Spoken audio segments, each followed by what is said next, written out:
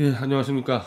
예, 좀 예고된 시간보다 한 40분 늦었는데, 우리 독자분들 아시겠지만, 저 일어서울 TV에서 예상외로 방송이 길어지고, 또 방송 끝나고도 또 좀 더 논의하느라고, 예, 좀 늦어지게 됐습니다. 그래서 오늘, 김병현 소장님, 우리 독자분들은 많이 아실 거예요. 저희랑 같이 위안부 문제 등등 함께 기자회견 집회도 여러 번 했으니까, 오늘 김병현 소장님 모시고, 지금 위안부 법 폐지 국민행동에 이용수를 고발하다, 이 주제로 한번 이야기 나눠보겠습니다.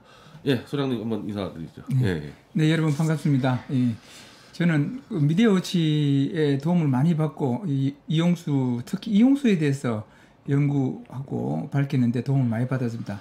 그동안 그런 인터넷상에서만 보다가 여기 와서 이렇게 만나니까 참 반갑습니다. 예, 아니 예전부터 할 걸 그랬어요. 예, 힘들게 맨날 바깥에서 했는데 여기서 하면 되는데 왜 그 생각을 안 했는지 늘 이제 밖에서만 같이 있었는데 그럼 여기서 이제 좀 편안하게 좀 상세하게 얘기를 할 기회가 되지 않겠습니까? 밖에서는 주로 이제 했는데 현재 이용수를 고발하다 문제에서 지금 최근 가장 이 중대한 현안이 그 이용수 쪽이 민사소송해가지고 일본 그 정부에 대해서 그거 승소해가지고 지금 그 건이 제일 심각하죠. 이용수가 한 건 아니고. 이용수 한 거 아닌가요? 1월 8일은 그 배춘희를 빌어놨죠. 저쪽에 저쪽에 광주에 있는 거 배춘희 씨를 비롯한 12명의 원고고. 이용수 다 증인으로 출석했었죠, 그러니까. 증인으로 그때 출석하긴 했어도 증인 선서를 하지 않았어요. 그래요? 이용수는 그 박유화 교수라든가 이렇게 출석을 했는데 그 재판 기록을 찾아보면 증인 선서를 안 했어요. 근데 증인이 아니란 거예요. 근데 증언은 해요? 증언이 아니고 그냥 참고인 진술 정도? 예. 그런 경우가 있나? 예. 근데 그거는 중요한 게 증인 선서 하는 순간에 위증죄 처벌을 받게 되는데 그렇게 빠져나가는구나. 그렇게 빠져나가서 그래서 증인 선서 했으니까 위증으로 고발해야 되겠다. 찾았더니 없어요. 그게 안 돼요. 없어요. 그러면 사실 이거는 민사니까 그렇지만은 그 당시 그 박유하 교수 건 같은 경우 형사재판인데 이용수가 나와가지고 증언은 안 하는 증인 선서 안 하는데도 그냥 변호인 쪽에서는 그냥 받았나요? 그거를? 그럼 이제 자료를 그 재판 기록을 찾아보니까 증인으로 올라가 있지 않아요.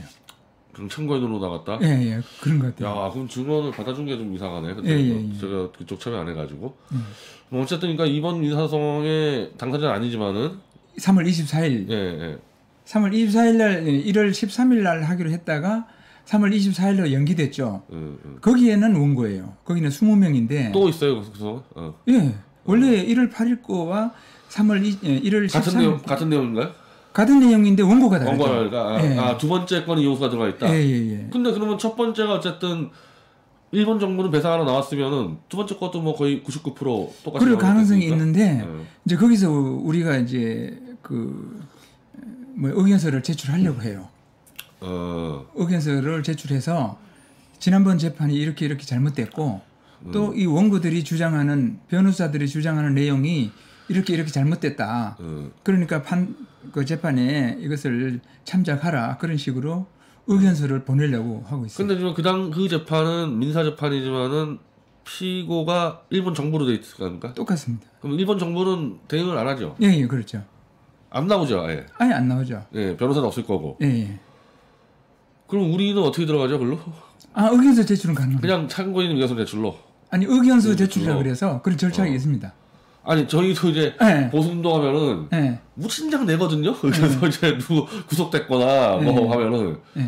근데 사실은 해당 변호사가 받아가지고 담당부사가 올리는 게 제일 좋은데 그게 아니라 이제 제3자가 넣는 경우는 그냥 어떻게 보면 정책의 그냥 투쟁 수단인데 이 건은 좀 그 상황이 특이해서 그렇죠. 어차피 안 나타나니까 그쪽에서 낸 자료 하나도 없을 거고. 그렇죠. 그럼 어쨌든 반대 자료가 유일하게 들어가겠네요. 우리가 된다면. 만약에 들어간다면. 읽어보겠네. 그러니까 쉽게 얘기하면. 아무것도 안 되니까 이쪽에서. 참고삼아 한번 읽어보겠죠. 읽어보겠네요. 또 그것을 그때 재판에 혹시라도 참고가 되라고 이용수를 고발한 거예요. 이용수 뭘로 고발했죠? 그 보조금 관리에 관한 법률 위반으로. 보조금 관리? 그건 어떤 내용이십니까? 그럼 이용수가 지금 1992년에 피해자 신고를 했단 말이죠. 그다음 93년도에 피해자로 등록이 됐어요. 예. 등록이 되면 그 위안부 피해자법에 따라서 보조금이라든가 모든 지원이 다 되도록 돼 있거든요. 예. 그런데 이것은 이용수는 허위 등록이다 이렇게 보고 허위 등록 이유를 제시하고 이 사람은 허위 등록에 의해서 부정하게 보조금을 받았다. 그러니까 이것은 위법행위다. 이렇게 해서 고발을 해버렸어요. 그 이용수가 등록한 등록 서류를 아마 정보공개 청구는 안 되죠. 개인신상법이니까. 이용수가 그 등록 내용을 그동안 여러 차례 그 정보 공개가 아니고 지금 정보 공개 청구를 해놨는데 네. 거기는 아직 답변이 없고 아마 그거는 뭐 개인신상 문제라 그래가지고 네. 잘 안 줄 것 같습니다. 개인정보라 그래서 예, 안 줄 것 같고. 그래서 국민신문고에 통해서 개인정보인 주민등록번호 그다음에 주소 이런 거 빼고 등록 과정의 그 요인들 등록 과정의 조건 그것만 알려달라 했더니 개인정보라고 하는데요. 그래서 또 어떤 방법을 썼냐면은 네. 그렇다면 좋다. 내가 볼 때는 지금까지 이용수의 증언을 봤을 때 이 사람은 위안부 피해자가 아니다. 일본군 위안부 피해자가 아니다. 그러므로 앞으로는 국고보조금을 지급하지 말라. 그러면은 만약에 이게 검찰에서 조사를 해서 네. 위안부 피해자가 맞다 그러면은 이 김병호 소장님이 낸 소장을 기각을 하면서 네. 불기소 처분하면서 그러면 불기소 처분 이의서를 만들어서 네. 이용수는 이러이러했기 때문에 맞다라고 서류 만들어야 되겠네요. 네. 그러니까 지금 정보공개 청구에서 안 주니까 안 주는 그 내용이 어쨌든 검찰을 통해서 뭐 그냥 불기소하더라도 나오긴 나오겠네요. 그런데 아마 어려울 게요. 왜냐하면 일본군 위안부 피해자 그냥 위안부하고 일본군 위안부하고 네. 일본군 위안부 피해자가 개념이 좀 다릅니다. 일본군 위안부 피해자라는 것은 일본군 위안부 피해자법의 제2조 1항에 정의가 돼 있어요. 위안부 피해자란 일제에 의하여 강제로 동원되어 성적 학대를 받고 위안부로서의 생활을 강요당한 피해자라고 돼 있어요. 네. 전제 조건이 일제에 의해서 일제는 뭐 일본군이니까 일본군. 일제에 의해서 강제로 동원된다는 전제 조건을 충족해야 돼요. 일제니까 뭐 일본군이죠. 예를 들면 뭐 한국 민간이 안 된다는 얘기죠. 조선 네, 민간이 안 된다는 얘기고, 네. 뭐 조선 그 브로커들 안 된다는 얘기고, 정확한 공식적인 일본 제국주의에 소속된 공무원이나 군인한테 끌려가야지만 되겠다. 그것도 그게 끌려가는 게 아니고 네. 공식적인 행정 절차에 의해서 가야 돼요. 네.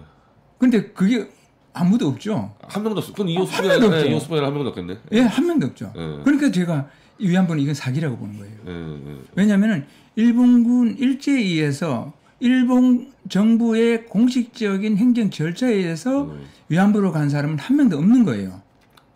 그래서 이제 오늘 자료 준비했는데 이제 PPT를 가지고 한번 보도록 하죠. 예. 자, 이게 예, 이건 제가 옮길게요. 이건 자, 옮기십시오. 위안부 여기 있습니다. 여기 있어요? 있습니다. 네. 위안부 국제 사기극의 실체인데 이용수 고발한 내용입니다. 결국은 이용수는 이 1928년생으로 되어 있습니다. 지금으로 따지면 아마 그 93세 이 정도 되겠죠. 예, 정정합니다. 지금 거의 지금 본 적이 없어가지고 28년생을 최근에. 그다음에 안 움직이죠? 어렸을 때 전기고문 당하시고도 장수하시네. 네, 그럼 이걸 갖고. 네. 일본군 위안부 피해자 신고를 1992년도에 하고 93년도에 피해자 등록이 돼 있어요. 이거는 이것조차도 그 여성가족부에서는 정보를 공개를 안 해요. 근데 어렵게 이렇게 입수를 했는데 이거 마우스를 내가 갖고 할게요. 그러면 내가 갖고 해야.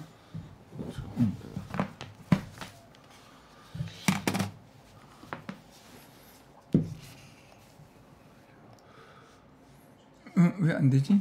됐네. 자, 그런데 이 이용수는 문재인과 아주 친밀합니다. 아주 친밀한데 2012년이죠. 벌써 9년 전이군요. 6월 6일 날은 위안부 중에 유명한 또 문옥주가 있는데 문옥주 묘소 경북 칠곡에 있는 문옥주 묘소를 이용수하고 같이 방문하는 그런 장면이고 그다음에 2012년 12월 25일에는 민주통합당 대구 시당인데 잘못 썼네요. 대구시당 경북도당 대통령 선거 대책위원회 출범식에 이용수가 나타나서 이제 꽃다발도 증정하고 문재인하고 굉장히 친밀합니다. 어쨌든 근데 2013년도가 되면 무슨 일이 벌어지냐면 교학사 사태가 터져요.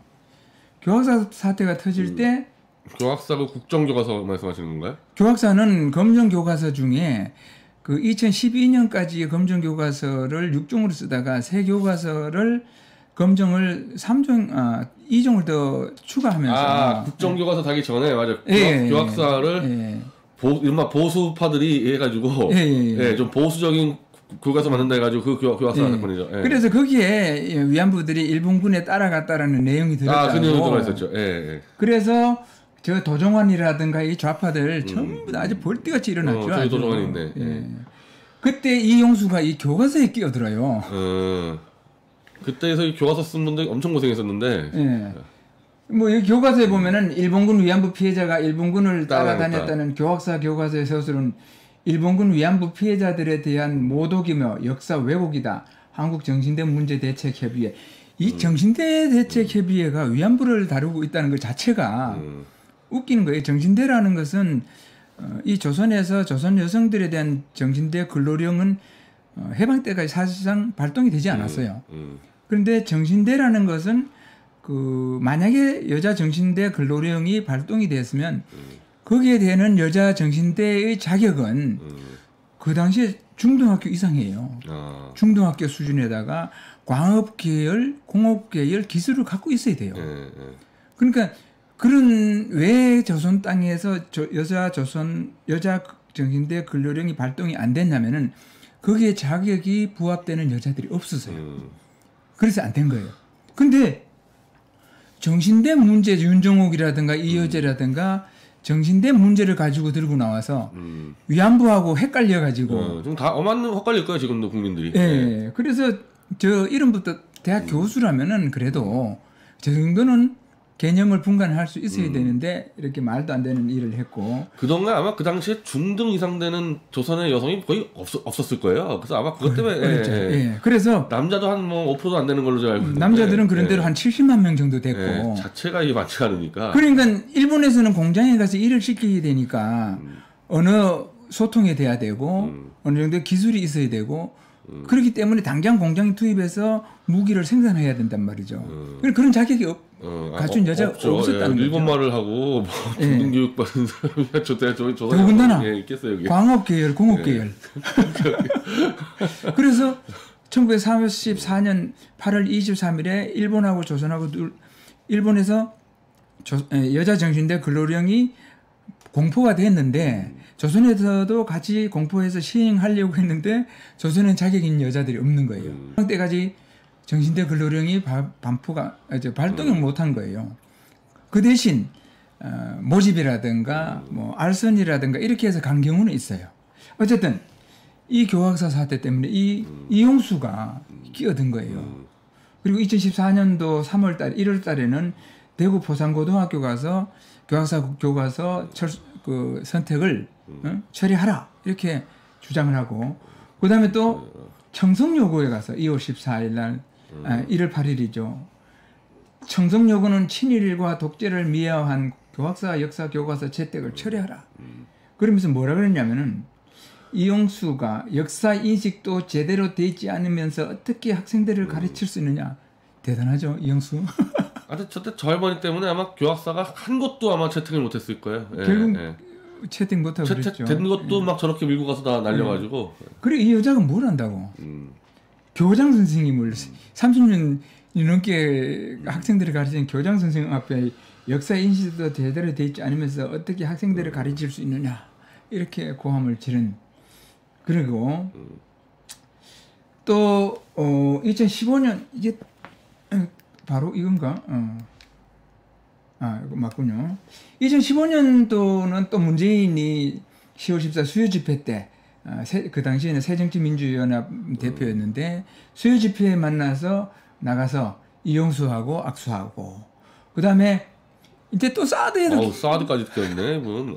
2016년 17월 21일에는 위안부 특별법 제정 촉구하는 국회 기자회견. 이때는 기자회견 할 때 위안부 특별법 제정 촉구 기자회견이었어요. 그런데 여기서 갑자기 사드 이야기한 거예요. 박근혜 정부 때죠. 사드 청와대에 배치해서 대통령이 안전 테스트 직접 하라 이런 식의 말을 한 거예요. 이용수가. 그리고 2017년 5월 달에는 성주 소송리에 가서 또 한마디 하는 거죠. 주인이 싫어하는데 주인이 안 된다고 하는데 여러분 주인들이 안 된다고 하는데 어떤 미국 연놈이 우리 대한민국에다가 사드 택도 없는 소리 하지 마라 이런 이야기를 한 거예요. 이용수는 위안부인데 뭐 교과서, 사드 뭐 다양합니다. 그리고 선거판에도 이제 뛰어들죠. 2017년 5월 8일 이때는 박근혜 대통령이 탄핵되고 대통령이 선거할 때인데 대구 동성로에 가서 이제 문재인이 왔을 때 또 와서 옆에서 응원합니다. 여기서는 포옹까지 하고 5월 8일이죠. 이때가 대구 동성로에서 있었던 거죠. 이용수 씨는 대구 사람이니까 지금도 대구에서 살고 있습니다. 경상북도 대구 지역의 유일한 그 위안부 생존자죠. 그리고 이 문재인 대통령은 대통령이 되고 나서 이제 해마다 이 위안부들을 초청을 합니다. 2017년 8월 15일 광복절 기념식에도 위안부를 초청을 하고, 그리고 2017년 11월 7일 청와대에서 트럼프 대통령이 왔을 때 이렇게 또 포옹을 시킵니다. 막 떠밀죠, 포옹하라고. 어땠을까요? 트럼프의 누군지 모르겠죠. 트럼프 누군지 모르겠죠. 나중 결국은 알 거 아니에요. 비서들이 이야기해줘서. 근데 이게 나중에 이게 뭐 들어가면 이런 얘기들이. 야, 진짜 저는 국빈에 대한 모독이라고 생각해요. 저거는. 뭐, 트럼프 대통령하고 위안부하고 무슨 아무 상관이 관계 없는. 그날 만찬에 저 음식이 나왔죠. 독도새우 나와서. 그러니까 저게 좀 외교적 결례라고 저 얘기들이 많이 있었죠. 네, 독도새우 나와서 또 이렇게 일본하고 관계를 또 일본의 신기를 건드렸죠. 저게 이제 트럼프 대통령한테 이제 이 모욕이 되는 건데, 네. 남의 나라 정상에다가 다른 나라하고 이제 갈등 있는 거를 음식에 갖다 놓으면은 그러니까, 저거 아마 사후에 알았으면 이제 저거 진짜 기분 나쁘겠죠. 그러니까 위안부 문제도 일본 한일 관계거든요. 네. 그런데 위안부 문제의 초미 감신사인데 그 위안부를 트럼프하고 포옹시키는 것도 일본의 신기를 건드린 거고. 독도는 영토 문제고 사실 이제 더 미국 입장에서는 더 이제 민감한 문제인데 트럼프 밥상에다가 독도. 저게 다 타키민이 작품 야, 아닙니까? 그냥 무식하면 용감한다는 게 그런 얘기죠, 저게. 이게 뭡니까 지금 청계천이거든요, 이게. 야, 이거 뭐야? 아, 진짜. 8월 14일 날 8월 14일이 무슨 의미가 있는지 아시죠? 모르세요? 8월 14일이 1991년 8월 14일이 김학순이 최초로 내가 위안부였노라고 최초로 증언한 날이거든요. 그리고 이 날을 기념해서 위안부 피해자 기림의 날로 정해놨어요. 그리고 그게 그래가지고 8월 14일이에요. 그런데 김학순도 일본군 위안부 피해자 아니거든요. 양아버지가 데려갔지 일본군이 끌고 가지 않았어요. 그런데 여기 자세히 보면 8월 14일이면은 2017년이면은 아직은 그건 아니구나. 2018년부터 위안부 피해자 기림의 날이 국가기념일로 정해졌어요. 그런데 08시부터 16시 14분까지는 전시하는데 이게 합치면 8시간 14분이에요. 이게 또 이렇게 아주 나름대로 또 계산을 또 하고 있나 보네. 그렇게 저렇게 작은 소녀상을 이렇게 청계천에다가 전시해서. 저거 엄청 많이 팔았겠던데. 와, 네, 요건 작은 겁니다. 이거는. 네, 이거 여자는도 이거 좋은 줄 알고 사가지고 막 연예인도 있고, 연예인도 올리고 또 뭐 갔다가 막 찾아갔겠지 연예인들. 네. 참 이렇게 하고 이건 또 광화문에서 있었던 거예요. 12월 달에 이렇게 비니자에 새긴 약속. 이거는 이제 위안부들이 하나씩 둘씩 죽고 전부 비인의자만 남았다는 건데 이 비인의자에 새긴 약속이 뭐냐면은 이 그 대사관 앞에 있는 일본군 위안부상 뭐 평화의 소녀상이라고 말하긴 하지만 평화하고는 거리가 먼 거고 어쨌든 이 위안부상을 조각한 김은성, 김석영 부부가 위안부상의 조각 과정을 기록을 해놓은 작가 노트가 있습니다. 그 작가 노트의 제목이 비니자에 새긴 약속이에요. 근데 그 안에 있는 내용을 보면 이제 그 책을 지금 그걸 분석해서 정리하고 있는데 완전히 역사 왜곡인 거예요. 이렇게 해서 2017년 12월 17일 이렇게 되고 그리고 2017년 연초가 되면 또 문재인은 위안부에 대해서 뭐 안 가는 데 없고 안 만나는 사람이 없습니다. 천안에 가면 망향의 동산이 있는데 거기에는 위안부들이 죽으면 이제 가서 거기 모셔놓습니다. 그런데 이 망향의 동산은 해마다 8월 14일이 되면 위안부 피해자의 기림의 날 행사를 거기서 합니다. 작년에도 거기 했고 우리가 작년에는 그 정문에서 우리가 피켓 시위도 하고 그렇게 했는데 여기 문재인이 1월 11일 날 가서 쓰다듬고 있는 비석이 고 김학순의 묘라고 돼 있잖아요. 김학순 8월 14일 날 위안부 피해자 기림의 날에 이제 요인이 된 인물. 어쨌든 김학순도 일본군 위안부 피해자가 아니라는 거예요. 망향 동산이고. 그리고 1월 8일 청와대에 그냥 위안부는 해마다 초청합니다. 행사 있으면 초청하고. 극진합니다 아주. 왜? 사실상 문재인이 대통령 되는 데는 이 위안부가 큰 역할을 했거든요. 왜? 반일 감정을 조장하는 데는 뭐 위안부만 하는 게 없었으니까. 그리고 이용수가 나와서 뭐 꽃다발 전달하고 포옹하고 하면은 뭐 엄청났었죠. 그러니까 위안부를 못 잇는 거예요. 이용수는 아니야 문재인은. 그러니까 해마다 위안부를 초청해요. 이렇게 1월 8일 날. 또 8월 14일 날은 또 망향동산 위안부 피해자 기림의 날에 행사에 가서 또 저렇게 하고 아주 뭐 너무나 다정하지 않습니까 이게. 빚진 게 있죠. 조국에도 빚진 게 있다고 하지만은 사실상 위안부들한테 빚진 게 많죠. 위안부 아니었으면 또는 국정교과서 사태 아니었으면 과연 대통령이 됐을까 그런 생각도 들고 그 다음에 3.1절 기념식이죠. 2019년 3월 1일 3.1절 기념식에서 또 이렇게 초청을 합니다. 이게 3.1절하고 위안부하고 무슨 상관인지 난 참. 여기서 또 이용수는 뭘 하냐면 독립선언서를 또 일부를 또 낭독을 합니다. 이제는 이용수는 완전히 국가 원로급이에요. 귀빈이에요, 귀빈. 이렇게 위안부에 대해서 문재인은 아주 뭐 극진합니다.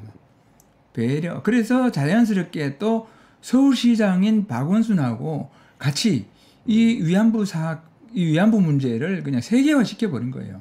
그리고 정의연이라든가 이런데 국고 보조금이 막 엄청나게 늘어나 버리죠. 돈이 많다 보니까 이제 사건이 터졌죠.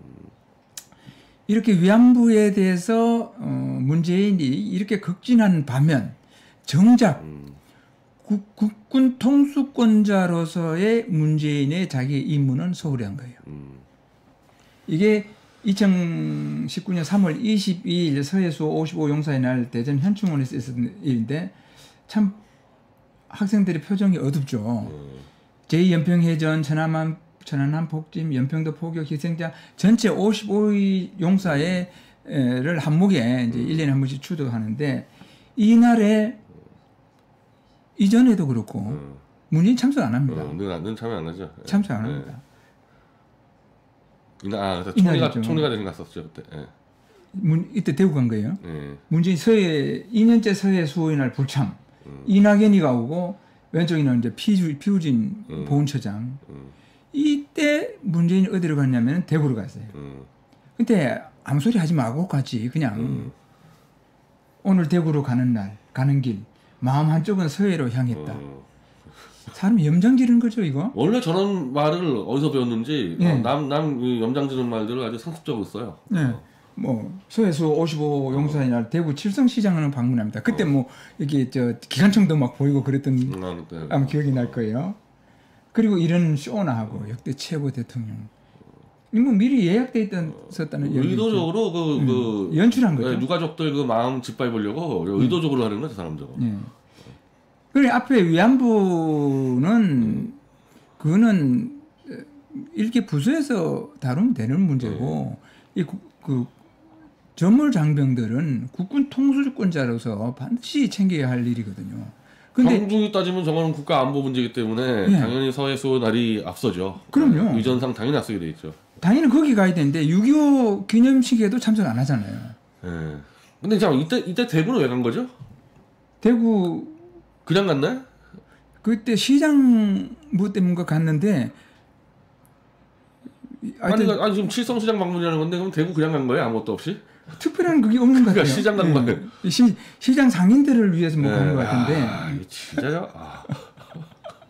아니 대구에 무슨 뭐 국제 컨퍼런스가 있다 그건 모르겠는데 그냥 대구 시장 갔네. 예, 시장 간 거, 칠성시장 간 거예요.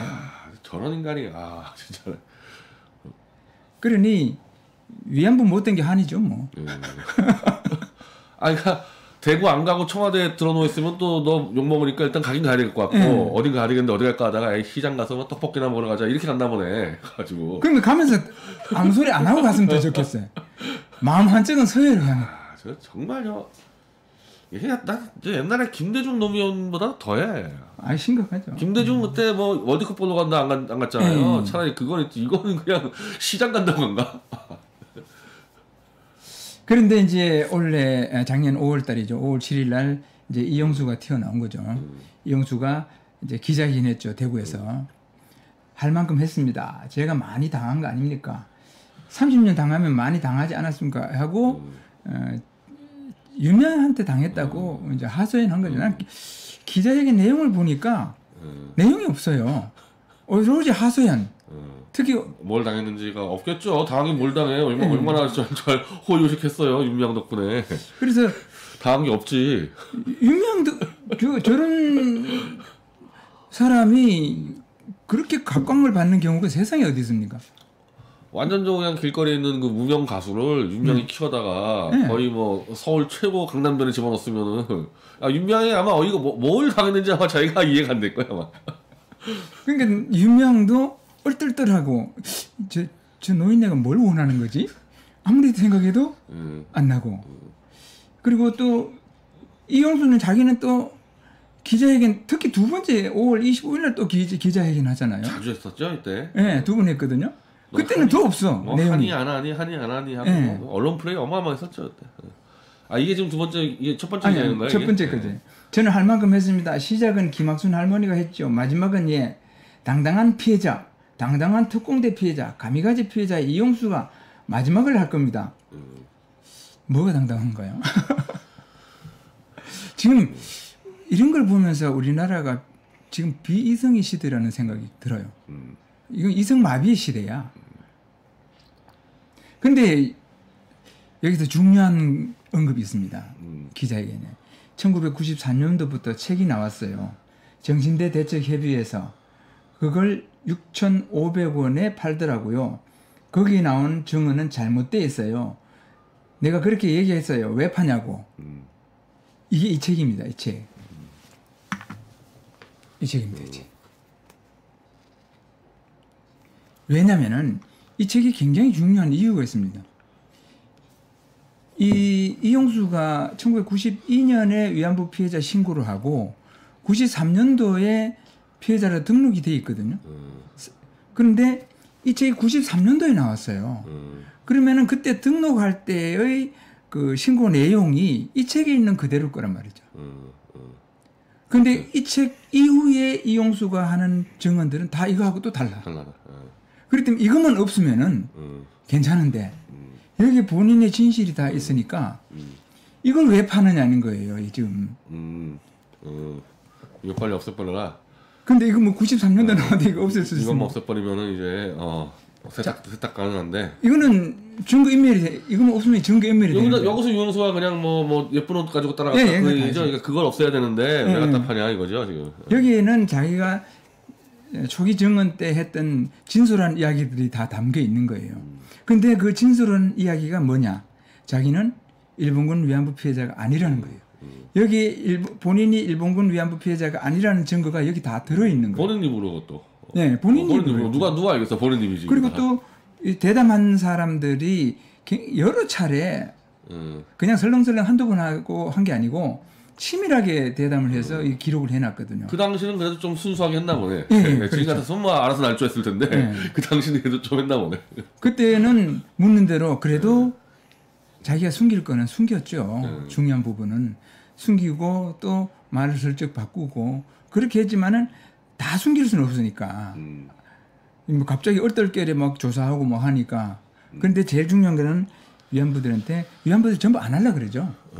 근데 김복동 같은 경우도 걱정 마세요. 보상금 나와요. 여기 다 넘어간 거예요. 걱정 마세요. 보상금 나와요. 그러니까 보상금 만들어 얘기를 하다 보니까 네. 이때는 그냥 술술 대부분 얘기했겠네요. 이용수뿐이 아니라 네. 일단 근데 지금 와서 보니까 이제 이렇게 되면은 이게 강제로 끌려간 위안부대 아니니까 일정에서 그렇죠. 그럼 이제 다 법 위반되는 거. 이용수뿐이 아니라 대부분 다 걸리겠네요. 전부 다요. 어. 한 명도 빼지 않고 다. 그리고 이제 만약에 뭐 이 등록이 이 책에 있는 내용을 가지고 등록을 했으면은 네. 이건 뭐 한글만 알면 이건 강제로 끌려간 위안부가 아니라는 거니까. 그렇죠.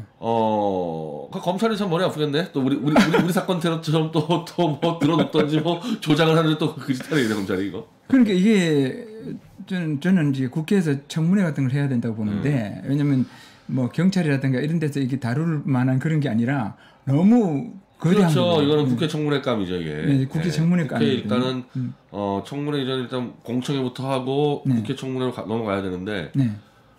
근데 이용수 위안부가 아니다 그러면 또 막말이라고 뭐 국민에서 막말이라고 그럴 텐데 뭐. 근데 중요한 거는 이게 국내 문제가 아니잖아요. 네. 일본하고 관계돼 있고 유엔하고도 관계돼 있고 미 의회하고도 관계 있고 프랑스 의회하고도 관계 있고. 다 이용수가 다 갔으니까 미국 의회하고 프랑스 의회 다 갔었죠. 근데 중요한 거는 이용수 개인이 아니라는 거예요. 대한민국의 위안부 문제라는 거예요. 그럼 전 세계에서 또 그렇게 믿어버리고 유엔에서 통과시켜버리고. 그럼 일단 우리가 유엔 인권위원회하고 프랑스 의회에다가는 보내야 되겠네 자료를. 유엔 인권위원회는 다시 해야 된다고. 이미 보냈을. 아니 이제 3월 달인데 코로나 때문에 못 가는 거예요 지금. 보내지도 못하고. 근데 여기 있는 정원이 어떻게 문제가 됐냐면은 지금 위안부 문제의 그 중심이 어디냐면 위안부 피해자법이거든요. 위안부 피해자법에 아까도 처음에도 이야기했지만은 일본군 위안부 피해자의 정의가 바로 일본군에 의해서 강제로 동원되어라는 전제가 있거든요. 하나도 안 맞는 게 없죠. 한 명도 없다는 거죠. 나중에 이제 다 뜯어 고쳤는데 네. 문제는 이제 등록했을 때 그 서류는 이거에 기반되니까. 네, 그렇죠. 그리고 거기는 다른 걸 또 지어낼 수 없죠. 93년도에 나온 내용이 그대로 들어가 있는데. 그렇죠, 들어가 있겠죠. 네, 그대로 들어가 있죠. 들어간 거를 뭐 수정을 했다 그래도 이상하죠. 처음에 들어간 내용은 다르게 내가 수정이 돼 있다. 근데 그때는 또 어디서 했냐면은 정대협에서 이거 신고했어요? 받은 거예요. 지금은 여가부지만은 여가부 이전에는 복지부였고 복지부 이전에는 또 복잡하게 과정이 있어요. 야, 저거는 진짜 지금 국회에 국민의힘만 좀 제정신 차린 국회의원 두세 명만 있으면은 저거 그냥 부처 치고 해서 근데 지금은 하고 하면 되는데 그렇죠. 근데 저거 할 리가 없죠. 지금 간들이 할 리가 없죠. 근데 국민의힘은 지금 이번 21대입니까? 21대 국회에서 국민의힘은요. 그 발언 금지 사항이 3개 있습니다. 진짜 가시죠? 5.18. 예. 위안부 또 세월호. 셋은 발언 못하게 됩니다. 아니 입만 열면 막말이라고 아까 내가 방송 가서 그거 가지고 써왔는데 아까 5.18 가지고 좀 써왔는데 아니 이용수는 위안부가 아니다 그 막말이라 그럴 텐데 말만 하면 망언이야. 말만 하면 망언. 내가 그러면 이번 재보선 때 국민의힘당을 완전히 참패를 끌어내가지고 세 판 짜야 돼요. 그런데 이제 서울시장 재보선에 나온 그 자유계획연합 김대호 그거는 그 위안부상 다 없애겠다. 그럼 맞아요. 답 나왔네 서울시장은. 김대호상 다 찍으면 되겠네. 그럼 뭐 서울시에 있는 그 일본 대선 앞에 있는 위안부상부터 서울시에 있는 거 다 철거하겠다. 그렇게. 맞아. 김대호상이 한 10% 상 빨리 받으면 되겠구나. 그리고 이제 문제가 터지니까 2월 8일 날 6월 8일이죠. 5월 7일 1차 기자회견, 5월 5일 2차 기자회견. 그러다가 이 문재인이가 이게 얼떨떨한 거예요. 자기는 지금 위안부 때문에 대통령 됐는데 이게 정대협하고 싸우고 있으니까 어느 쪽에 편들 수도 없는 거야 이제. 그러니까 한다는 소리가 이용수 할머니는 위안부 운동의 역사입니다. 위안부 문제를 세계적 문제로 만드는데 지대한 역할을 했습니다. 세계적 문제 만든 거예요 이게. 세계적인 그냥 대형 사기를 쳤다. 대형 사기를 친 거예요. 국제 사기극이에요 이게. 조만간 드러날 텐데 큰일 났어. 그래서 이거는 조만간에 이게 모든 게 들통이 날 수밖에 없는 게 과거에 정보를 독점하던 시대가 아니잖아요 지금. 이제 키보드 몇 번만 이거는 사실은 5.18보다는 훨씬 쉬운 게 5.18은 저 김정은이 책상 안 뒤지면 답이 안 나오거든요. 근데 이건 다 끝난 문제, 다 끝난 문제고. 간단해요. 세월호는 사실은 너무 많은 애들이 죽었기 때문에 못 건진 부분이 있는데 이건 제일 쉬운 게 사실 위안부예요. 제일 쉬워요. 그래서 제가 하잖아요. 제가 볼 때 이건 1, 2년 안에는 정리될 것 같아요. 아무리 막아도. 그래서 제가 계속 이야기하는 게 정대협에서 나온 자료만 가지고 이야기합니다. 다른 이야기 안 하고. 뭐 그 이용훈 선생 이승만 학당에서 반일 종족주의 책도 있고 하지만 일제 언급을 안 합니다. 뭐 이거만 해도 충분해요. 충분하다. 이거만 해도 충분해. 그다음에 우리는 위안부 할머니가 없는 위안부 활동을 생각할 수 없습니다. 이 문재인이 위안부가 뭔지 모르는 거예요 지금. 위안부 할머니들은 참혹했던 삶을 증언하고 위안부 운동을 이끌어오신 것만으로도 누구의 인정도 필요 없이 스스로 존엄합니다. 참혹했던 삶이 그럴 수도 있어요. 근데 그 원인 제공자가 누구냐? 일본군이 아니잖아 이게. 브로커들이나 뭐 부모들이고 딸을 팔아먹었던 부모들이나 제일 중요한 이유는 가난이잖아요. 가난이거든. 가난이고 가난한 나라, 가난한 부모, 그걸 이용한 인신매매범들, 또 포주들, 이런 사람들, 또 그 중에는 몇몇은 또 자기가 스스로 관계 있고, 기론옥 같은 경우는 본인이 직접 간 사람이거든요. 그런데 기론옥도 이번에 고발에 같이 들어갔어요. 이 사람은 일본군 위안부 피해자가 아닌데 왜 국가보조금을 그 사람은 어떻게 끌려갔다고 얘기했죠?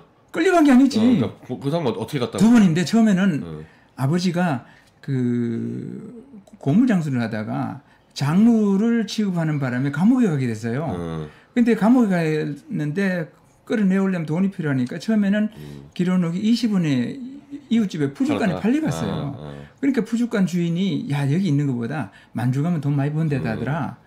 가라. 그래서 간 거예요. 저번은 13살 때. 근데 갔다가 이제 성병이 걸려서 되돌아왔어요. 근데 기론옥은 원래 그 김학순도 그랬지만 평양 기생 권본이 이제 학교인데 기생 학교를 다닌 사람이에요, 둘 다. 김학순은 평양 기생 학교를 제대로 2년 동안 다녔고 기론옥은 다니다가 말았고. 그런데 기론옥은 다니다 말았는데 그때 친구들이 있잖아요. 만주 갔다 와서 이제 공장에 탄피 만들고 하는 공장에 가서 일을 하고 퇴근하면 기생학교 친구들이 문 앞에 기다리다가 같이 놀러 가자 그러면서 또 아르바이트식으로 가서 노래 부르고 하면서 이렇게 하다가 우리 이렇게 하는 것보다 중국 가면 돈 많이 번데다라. 우리 중국 가자 해서 전부 친구들이 모여서. 아 이거는 끌려간 것도 그냥 자발적으로 직업 선택을 한 거네요. 이건 뭐 아버지 어머니 탓할 것도 없네. 그것도 아니에요. 자기네들이 그 평양에서 모여서. 그리고 그 당시 기생학교는 지금하고는 개념 다르잖아요. 네. 그 정도 다녔으면 엘리트라고 봐야 되지 않나? 아니 그러진 않고 이제 조선시대도 기생들 그러니까 조선시대 기생이 엘리트라고 보지 않습니까? 아니, 시도 쓰고 그래도 1패 기생, 2패 기생, 3패 기생이 있거든요. 1패 기생은 그야말로 황진이처럼 자존심 있는 그리고 2패, 3패 가면은 그냥 매춘 여성이고 그다음에 그 일제시대 때의 기생학교는 그냥 요리점이라든가 가면 거의 뭐 또 예기, 창기, 작분 때 예기에 포함되지만은 창기하고 같았으니까. 그런데 기론옥도 그렇게 교육받다가 중간에 뭐 오빠가 두드려 패고 하니까 이제 못 다니고 그런데 그 친구들하고 같이 중국 가자 해서 간 거예요. 그래서 이 기론옥의 증언을 체록한 사람조차도 이게 어떻게 해야지 한 거예요. 머리 아프다는 거예요. 이거는 그야말로 강제의 연행도 아니고 본인들이 알아서 그리고 또 갈 때 뭘 하냐면은 가서 술 따르고 노래만 부르면 될 거라고 생각하고 갔다는 거예요. 그거는 정은상의 이야기지. 정은상이 뭔 파는지 알고 갔다 할 수 있겠어요. 뭐 그 당시야 뭐 지금하고 다르. 지금은 뭐 구분이 돼 있는 걸로 알고 있는데 그 당시 구분이 돼 있겠어요, 그게. 네, 그게 구분. 그러니까 기론옥 씨 같은 경우도 말이 안 되는 거예요, 이게. 근데 이용수 씨는 계속 말이 바뀌었는데 기론옥 씨는 그 뒤로 말이 바뀌었네. 기론옥 말 바뀔 게 없어요. 그냥 그대로 갔어요, 그대로. 그런데 이제 누가 말을 바꿨냐냐. 또 윤미향이가 바꾼 거예요. 윤미향이가. 예. 기론옥은 일본군에게 끌려가지 않았는데 윤미향은 또 자기 25년간의 수요일에 일본군한테 잡혀가지고 또 썼어. 뭐 그렇게 써야 되겠지. 모든 거짓말은 윤미향이 출발한. 부족한 건 윤미향에 채워놓고 25년간의 수요일에 거기 다 나와. 가지가지를 하는 진짜. 그러니까 이놈 이성마비 시대, 이성마비 시대. 자, 그렇다면은 과연 이용수는 일본군 위안부 피해자인가? 그 위안부 피해자법 제2조의 정의에 보면 일본군 위안부 피해자란 일제에 의하여 강제로 동원되어 성적 학대를 받으며 위안부로서의 생활을 강요당한 피해자를 말한다. 여기서 전제는 일제에 의해서 강제 동원되다. 그러면 일제라는 것은 공식적인 국가기관이란 말이죠. 여기서 뭐 일본군도 될 수 있고 그다음에 조선에 있는 경찰도 될 수 있는데 어쨌든 간에 이거는 공식적인 기구예요. 그리고 데려가는 것은 끌고 가는 게 아니라 소집해서 가는 거죠. 그러면 행정 절차가 있는 거예요. 군에 갈 때 입영영장을 보내서 오라고 하지 너 군에 가 하고 오늘 와서 끌고 가는 건 아니죠. 그거는 심지어 이제 강제 징용 쪽에서도 똑같아요. 있죠. 절차가 있죠. 강제 징용 쪽에서도 그 기록이 있는 거죠. 그거는. 그러면 징용 같은 경우는 어떠냐면은 징용이라고 해서 또 무조건 끌고 가는 게 아니야. 징용령이 발동이 되면 그건 법령이잖아요. 그 징이라는 것 자체는 국가에서 국민들을 대상으로 그 어떤 의무를 부과하는 게 징이거든요. 징병, 징용, 징역 이렇게 할 때. 근데 징용이라고 해서 무조건 끌고 가는 게 아니고 징용령이 공포가 되면 국민들한테 그 어떤 자기는 어떤 기술이 있다라고 직업 능력 신고를 해야 돼요. 또 신고령이 있어. 그 신고령에 따라서 나는 전기 기술, 나는 토목 기술, 나는 뭐 광산 무슨 기술 이런 것 뭐 도자기 만드는 기술 전부 다 자기 직업을 신고해야 돼요. 신고해서 그걸 국민 등록이라고 해요. 그럼 그 신고한 사람을 대상으로 전시니까 막 미쯔비시에서 전기 기술자가 필요하다면은 신고한 사람 보고 너는 다른 데 취직하지 말고 거기 가서 취직해. 이거예요. 그러면은 그건 따라야 돼. 근데 갔을 때는 봉급은 더 많이 받는 거예요. 어쨌든 기록은 다 있을 거 아니에요. 네, 다 있죠. 그러니까 지금 이 위안부도 만약에 강제로 지원했으면은 그 기록이 있어야 된다. 근데 위안부는 그렇게 할 이유가 없죠. 말이 안 되죠. 말이 안 되지. 말이 그럴 이유가 없죠. 그냥 네, 알아서 그 업자들이 가서 군부대 옆에다 차릴 텐데. 그러니까 이거를 우리 시청자들이 이해하려면요. 미군 기지하고 똑같다고 생각하면 큰 차이가 없을 거예요. 위안부를 이해하는 가장 좋은 방법은 돈이에요. 일본 동남아라든가 만주 같은데 일본군 주둔지에 위안부들이 왜 갔냐? 포주들이 돈 벌려고 데려간 거예요. 그 일본군이 데려오라고 할 필요도 없어. 그러니까 동두천에 그런 그것도 위안부죠. 그렇죠. 그것도 위안부로 불렀어 실제로. 위안부예요. 위안부로 기사를 썼습니다 당시에. 동두천에 이른바 양공주라는 사람들이 미군이 왜 징용해서 거기다 데려갑니까? 그러니까. 미군이 놔두면은 그 옆에다가 막 차리는 거죠 업자들이 여기서. 아니 사람이 있고 돈이 있으면은 모든 영업자들은 그렇죠. 식당, 당구장, 탁구장 다 오잖아요. 징집을 왜 미군이? 왜 불러? 그럼 지금 평택으로 갔지 않습니까? 평택 주변에 또 다 생기잖아 다. 일본도 그랬죠. 일본도 미군 들어왔을 때 일본도 마찬가지. 그 일본도 다 일본 여자들 다 옆에 주위 붙었죠. 그 사업자들랑 같이. 그럼 왜 갔느냐? 돈이에요 결국은. 그런데 만약에 그 일본이 오라 그랬는데 돈이 안 되면 안 가죠. 절대 안 갑니다. 그 당시에 그 일제시대 때 우리 조선 땅에서도 포드 자동차 판 거 아세요? 포드 자동차 팔고 그랬어요. 그런데 중고차라도 자동차를 자가용으로 운행할 수 있는 사람 중에 몇 되지 않는 부류 중에 포주가 들어가 있어요. 어마어마하게 돈을 벌었구나. 돈 엄청 벌었죠. 지금 따지면 이제 거의 강남에 거의 나이트클럽 한 체인 사장이나 봐야 되겠죠. 그렇죠. 지금으로 따지면. 그게 돈 엄청 버는 거죠. 아니, 그 당시에 돈 벌 직업이 몇 개나 있겠어요. 없죠. 없죠. 그러니까 사업가가 나오고 이런다. 그런데 또 위안부들 중에서도 문옥주라든가 이런 사람들처럼 돈 버는 사람이 많다는 거죠. 아니 근데 그 양공주도요 돈 받는 사람 많아요. 그러니까 양공주도 이 쏙순양을 해가지고 양 물고 하면은 그러니까 어느 시대나 마찬가지죠. 식당도 똑같이 그 김치찌개를 파는 집도 어떤 집에는 돈을 많이 벌고 어떤 집에 많이 못 벌고 심지어는 폐업하는 사람도 있고 그리고 위안부도 돈 많이 버는 능력이 있나 돈 많이 벌고 없으면 못 벌고 자기 관리 잘하는 애들은 그렇죠. 돈만 벌고 튀어나와가지고 딴 거 하고 그런 애들 있을 거고 44년도 미군 포로 일본군 그 포로 신문 보고서에 보면요 위안부들이 1인당 많게는 한 달에 1,500엔을 벌었다고 했어요. 1,500엔이면은 그 당시에 사병 그 위안소를 사병 봉급이 6엔이었어요. 그리고 공군은 그때는 없었고 육군하고 해군 대장의 봉급이 550엔이었어요.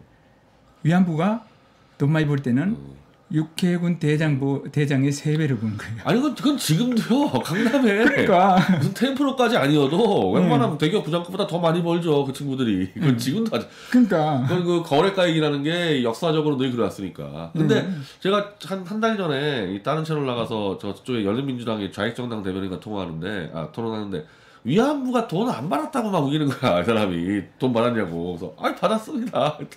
돈을 받았다는 걸 아는 국민이 거의 없는 거예요 지금 이거를. 근데 이제 왜 안 받았다고 우기냐면은 위안부가 갈 때는 그 전차금이라고 선불금을 주고 데려가잖아요. 부모들한테 대부분 다. 까니까.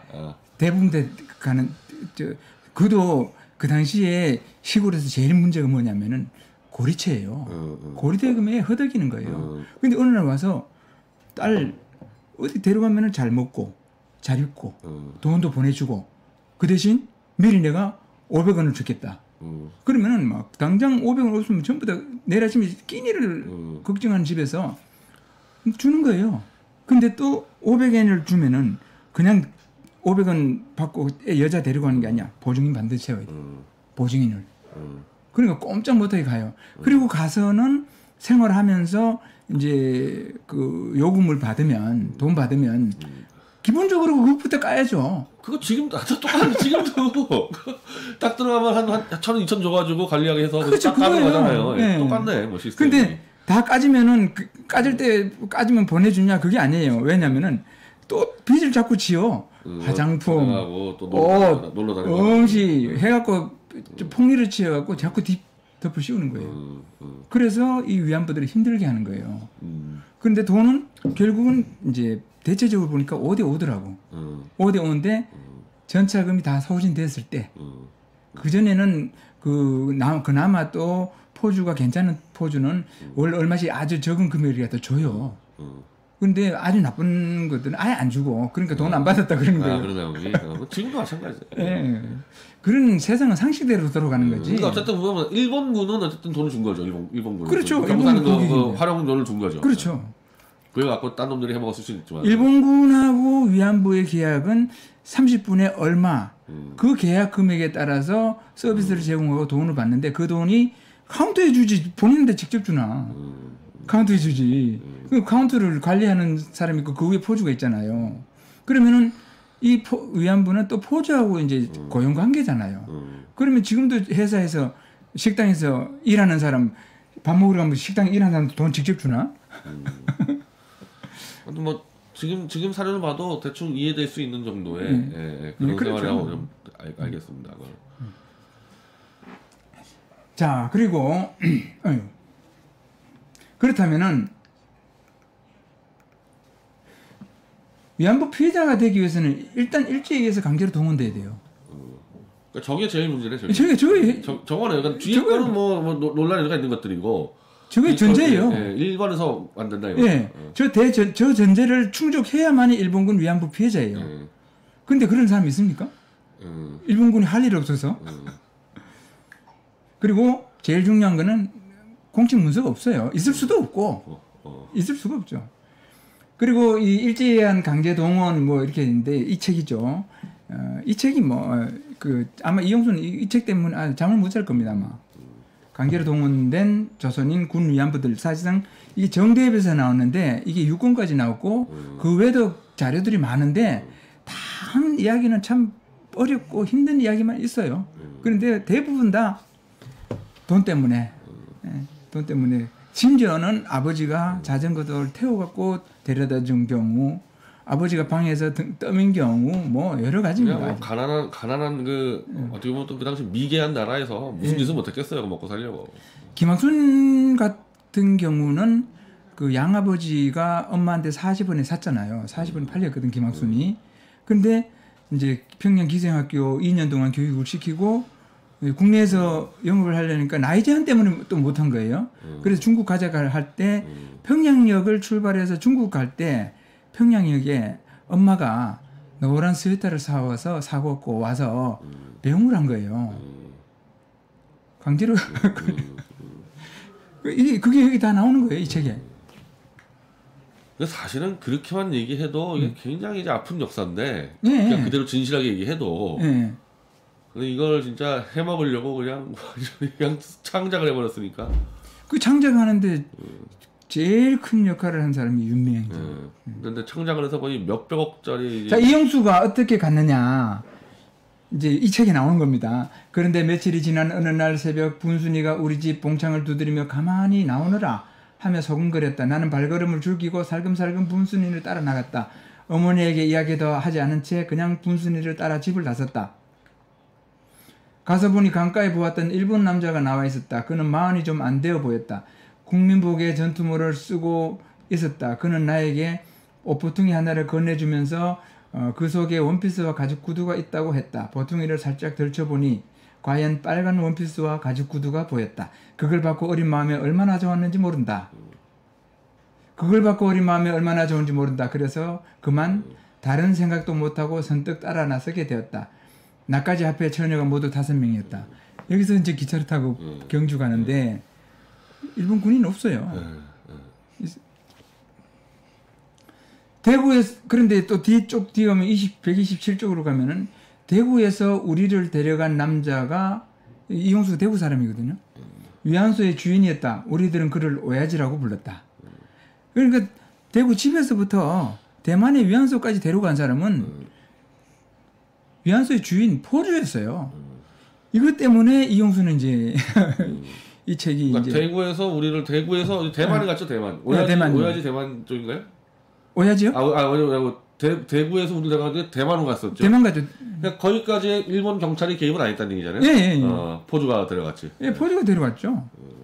그러니 뭐 여기서 일본군한테 강제 동원됐다고 말할 수가 없는 거예요. 그런 게 있을 수가 없지. 근데 그 다음에 성적 학대 받았느냐? 이거 왜 좀 글씨가 작지? 예. 성적 학대를 받았느냐? 위안소는 요금 내야죠. 위안소 규정에는 사병은 20분에 6원, 하사관은 4병은 20분에 1은 50원, 1은 50잔, 그 다음 하사관은 2원, 뭐 이렇게 장교는 5원, 장교가 숙박할 때는 8원, 이런 식의 요금표가 있어요. 위안소 규정에. 요금 내야 이용할 수 있습니다.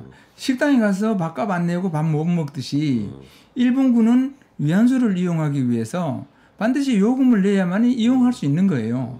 요금 못 내면 이용 못 하는 겁니다. 그럼 무슨 학대를 합니까? 그리고 위안부는 기본적으로 포주의 상품이잖아. 그렇죠. 누가 함부로 해요? 지금도 그럼 뭐 아까 뭐 템플을 가져갔는데 건드렸다 큰일 나게. 거기에 서비스하는 사람 여자 건드렸다가 큰일 나죠. 이 당시에도 마찬가지예요. 그리고 또 일본군하고의 사이가 이영수의 증언에 보면 일본군이 괴롭힌 적은 없어요. 어느 날 위안소에 들어온 군인이 나에게 이름이 무엇이냐고 물었다. 그때까지도 겁에 질려 있을 때라 나는 그냥 구석에서 고개만 저으며 몸을 웅크리고 있었다. 그러니까 그 군인은 내가 네 이름을 지어주지 하며 도시코라고 불렀다. 그때부터 나는 그곳에서 도시코라고 통했다. 이게 일본군이 지어줬단 말이죠. 근데 나는 이걸 또 못 믿어요. 왜냐면은 그 국내든 국외든 그 포주하고 계약할 때는 계약서를 써요. 그 이름이 불려주지 않나요? 당연히 그렇죠. 쪽에서. 그러니까 예, 계약서에 예명이 있어요. 예, 한국에서 언제 가보면은 예. 일반 뭐 가면은 다 이름 있잖아요. 예. 그걸 내가 가서 지어준다 이름을? 계약서에 이미 예, 이름 뭐로 하기로 이름 하죠 당연히. 예. 그랬겠지. 예. 근데 왜 일본군이 지어준? 말도 안 되는 얘기죠. 그래서 이것도 창작이겠네. 예, 이것도 말이 안 되는 거라는 거예요. 그 이름 없이 나온다고? 예. 근데 뭐 앞에 나왔던 건데 대구에서 우리를 데려간 남자가 위안소의 주인이었다. 그러면 일제에서 위안부 생활을 강요당했냐? 위안부 생활을 강요당하는 것은 포주하고 계약 때문에 해야죠. 강요한 사람은 포주죠. 그리고 포주 입장에서는 당연한 거죠. 계약을 했으니까.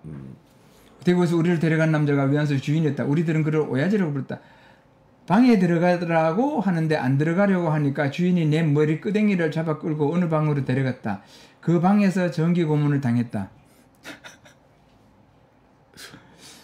전기가 얼마나 귀한 시대인데. 전기 고문을 당했다고 이제 중요한 거는 전기가 있었을 때 중요한 거는 전기 고문은 여기서 분명히 포주예요.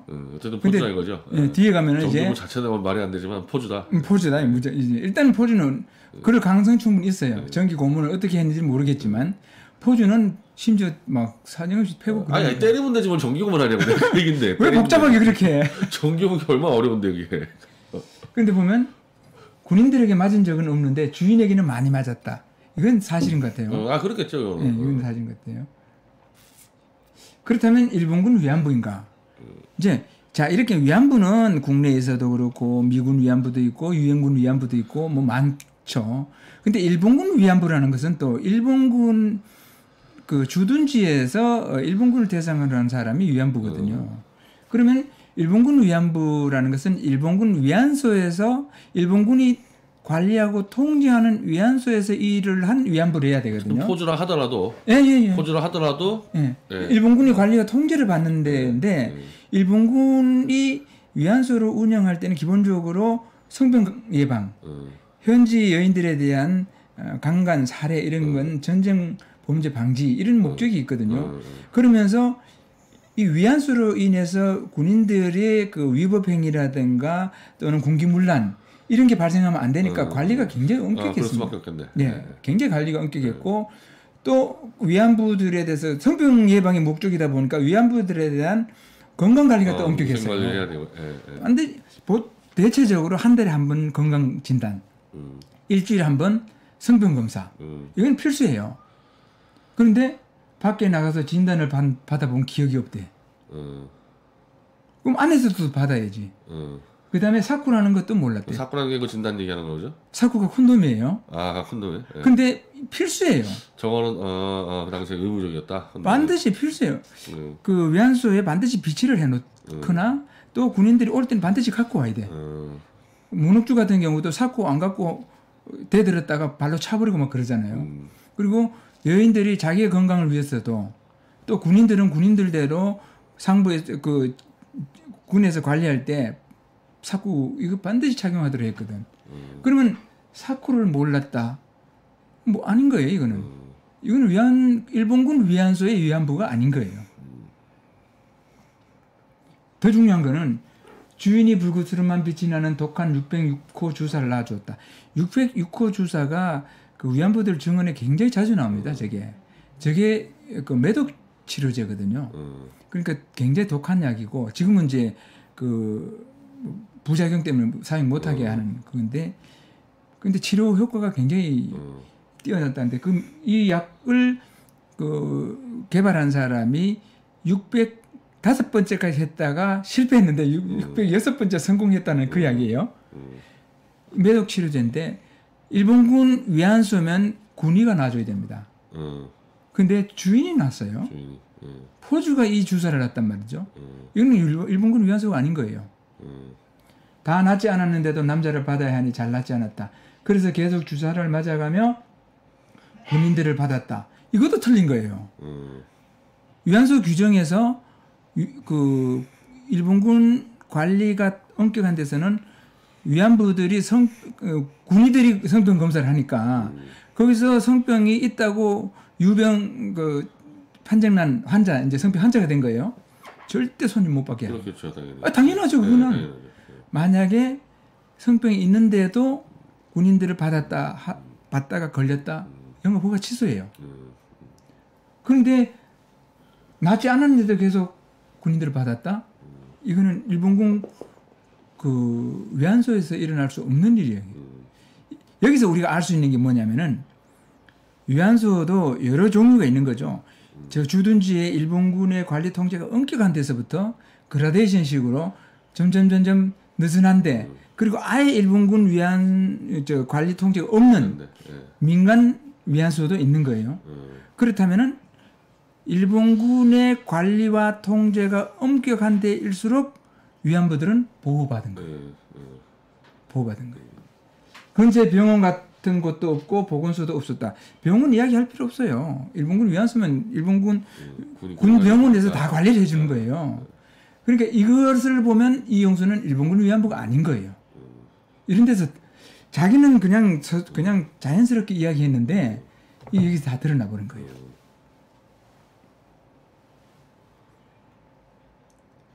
자, 그렇다면 이용수는 일본군 위안부 피해자는 일단 아닙니다. 왜? 일제에 의해서 일본군에 의해서 강제로 동원되지 않았기 때문에. 그리고 일본군 위안부가 아닐 가능성이 높다라고 쓰기는 했는데 일본군 위안부가 아니죠. 아니죠. 단정적으로 이야기할 수 있습니다. 그렇다면 이용수를 일본군 위안부 피해자로 등록한 여성가족부는 책임져야 됩니다. 이게. 그래서 얼마 전에 이용수에게 국가보조금을 지급하지 말라. 민원을 넣어놨어요. 왜냐하면 민원을 넣어야 그대로 이행을 안 하면 그 다음에 직무유기로 고발을 할 수 있으니까. 그렇죠. 다음 수순으로. 뭐 요구를 안 해놓고 그렇게 할 수는 없으니까 그렇게 하고 이제 그런 식으로 계속 요구를 해서 그 요구가 무시되면 이제 고발하는 거죠. 직무유기. 안 그래도 지금 이용수도 이제 국가보조금을 부정수급으로 해서 고발을 해놨단 말이죠. 근데 1993년도부터 받았단 말이죠. 지금 그 돈도 엄청나죠. 이용수는 또 허위신고에 따른 국고보조금 부정수급에 따른 또 책임을 져야 됩니다. 여기도 이제 고발을 해놨고 이 사람 고발하면서 같이 또 기록록도 이제 같이 그렇죠. 두 사람을 고발했고 또 뭐 나머지는 다 있는데 뭐 이름도 잘 모르겠고 그 다음에 뭐 증언록도 없어요. 없어 그냥 그래서 증거도 없고 이 두 사람 대표적으로 두 사람만 고발했는데 뭐 기록록은 지금 치매기가 있어서 뭐 피고발자로 뭐 조사받을 수도 없는 것 같고 핵심은 이용수입니다. 자 그렇다면 위안부 피해자라고 하면 가해자는 일본군이 아니고 부모예요 일단. 그리고 업자들, 인신매매범, 그리고 포주, 유각이나 위안소 영업, 그 다음에 일본군 위안부소 이런 사람이 있고 또 이 중에는 몇몇 사람들은 일부는 극히 일부라고 할 수 있겠지만 자발적으로 간 사람이 있는 거예요. 기록록도 그런 케이스고. 아까 뭐 중국에 갔다는 사람들. 네, 기록록이죠. 네. 기록록이 관리했던 무슨 집이죠? 거기에 있던 그 소장이 얼마 전에 이용수 고발 기자회견 하고 나서 얼마 있던지 자살했던 거기 있었던 사람이에요. 거기가. 자 그렇다면은 위안부가 왜 문제가 이렇게 되느냐? 결국은 누구냐면 윤명이에요. 거짓말. 윤명 25년간의 수혜를 보면은 김학순 양아버지에게 40원이 팔려간 거예요. 근데 그 책에는 일본군에 끌려갔다 돼 있어요. 그 다음에 김복동. 지금 김복동도 이제 국민훈장 모란장 받은 사람인데 다음 주부터 이제 국가인권위원회에서 받았는데 가서 우리가 김복동 국민훈장 모란장 취소하라. 그것도 마찬가지예요. 일본군에서 끌려가지 않았어. 김복동 인신매매범 이 사람은 대신 따위 정신대 명목에 공무사칭 사기범 그 인신매매범에게 간 거예요. 그런데 윤명의 책에는 일본군에게 강제로 끌려감. 그 다음에 기록록 기생하게 친구하고 중국으로 돈 벌러 가자 해서 갔는데 강제로 끌려갔다. 그 다음에 이용수 빨간 원피스가 홀려가지고 따라갔는데 뭐 윤명은 또 25년간의 수혜리는 또 강제로 끌려갔다. 이런 식이에요. 그리고 윤명은 이렇게 책에 보면 말이 안 되는 그런 글을 써놓고 그 책을 가지고 수없는 사람이 보는 거예요. 또 그걸 가지고 또 뭐 이런저런 자료 만들고 그러니 거짓말이 계속 확산이 되는 거죠. 그러면 지금은 이용수는 쓸어 담을 수도 없어요. 이제는 거짓말을 워낙 많이 해서 이렇게 해서 오늘 이용수 이야기 그래도 아주 더 있어요. 이용수 이야기는 오늘은 그래도 시간이 꽤 많이 됐을 텐데 지금 몇 시지? 1시간 10분 지났어요. 뭐 적당히 이제, 했는데. 그래서 이용수 이야기하고 다음에는 네. 이용수가 어떻게 거짓말을 네. 바꿨느냐